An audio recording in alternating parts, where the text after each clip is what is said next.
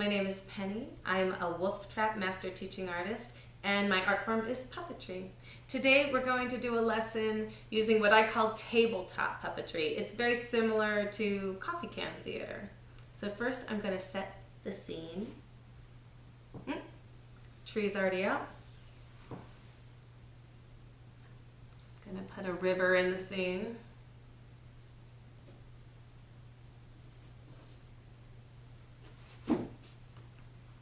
The sun is going to come up. Every morning when the moon goes down and the sun comes up, Bear wakes up. He scratches his back on a tree. He eats some fish. And that night, when the sun goes down and the moon comes up, Bear goes to sleep. The next morning, when the moon goes down and the sun comes up, Bear wakes up. He scratches his back on a tree. He catches some fish. And that night, when the sun goes down and the moon comes up, Bear goes to sleep. The next morning, when the moon goes down and the sun comes up, Bear wakes up. He scratches his back on a tree. He catches some fish. And that night, when the sun goes down and the moon comes up, Bear goes to sleep. At this point, I would invite children to come up and do one of the things in this sequence. And they have learned so much already just from that simple story. They've learned that bears sleep at night. They have learned that bears scratch their backs on trees. They have learned that bears live in a cave or a den. They have learned that bears eat fish. All of that, they have learned a pattern. I've done it 3 times, so we've established a pattern and they've learned the pattern. I might ask one child to come up and move the moon.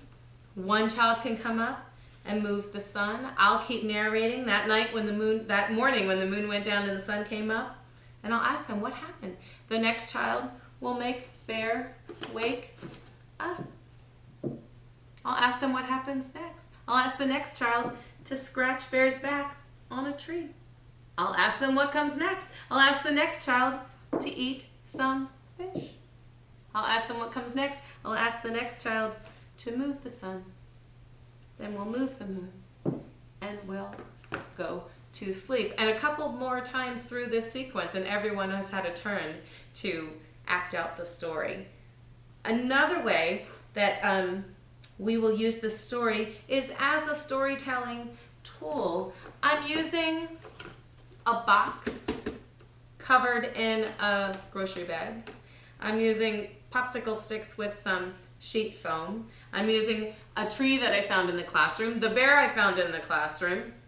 This is a piece of fabric. So all things that you already have around your classroom. I'm giving a little bit of realism to the bear in that he's not flying, he's walking when he moves. So we've learned about bears and their needs. We've learned about sequencing. We've memorized a pattern.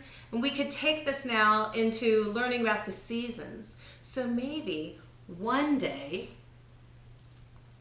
the moon stays up a little longer and the night is a little longer. And when Bear wakes up, Bear notices a change. We'll see if the children observe what has changed. Bear might observe some other things. Maybe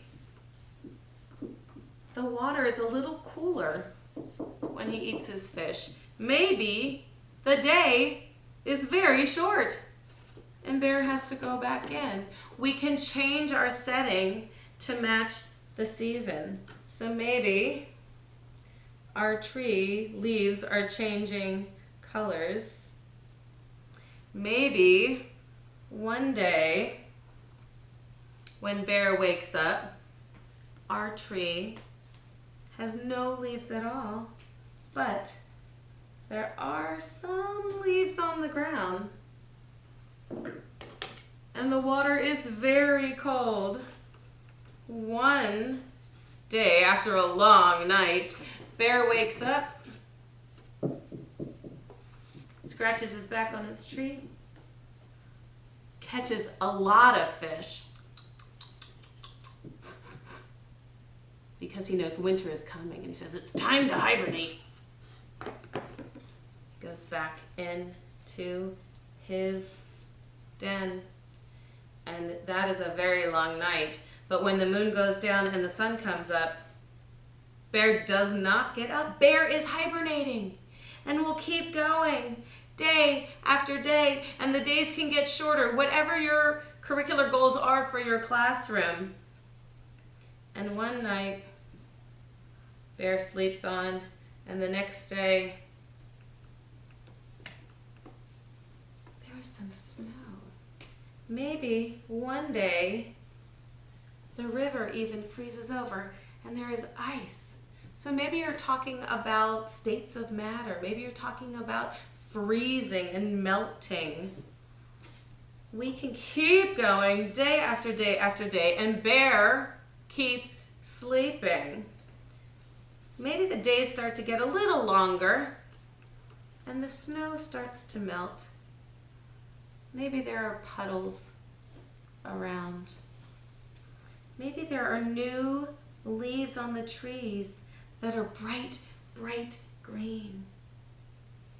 Maybe there are berry bushes. Maybe there are flowers. Maybe there are flowers on the tree. And some of your children might know what is happening.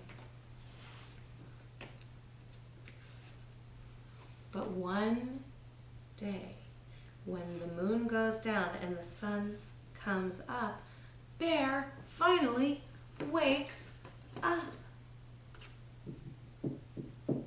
Bear scratches his back on a tree. Bear catches some fish. So this could be a lesson about the seasons. It could be also a lesson about the senses. How does Bear know that spring is here? What does Bear observe? So we'll ask the children, what do you see? They might see flowers. They might see that the snow has melted and the ice has melted. What do they smell? They might smell the flowers. They might smell the berries. What do you taste? He might taste some fish. He might taste the berries. Change his routine a little bit. What does he feel? He might feel the ground is warmer beneath his feet. He might feel the warmth from that sun staying up longer, and the water's still probably very cold, but he can feel that the days are longer. He feels the sun on his fur. What does he hear? There might be birds in the spring. What would that sound like? And the whole room full of children tweeting. What else might he hear? He might hear frogs in the spring.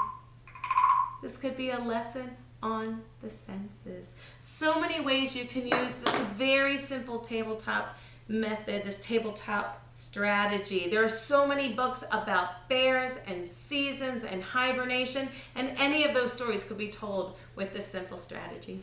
Thanks.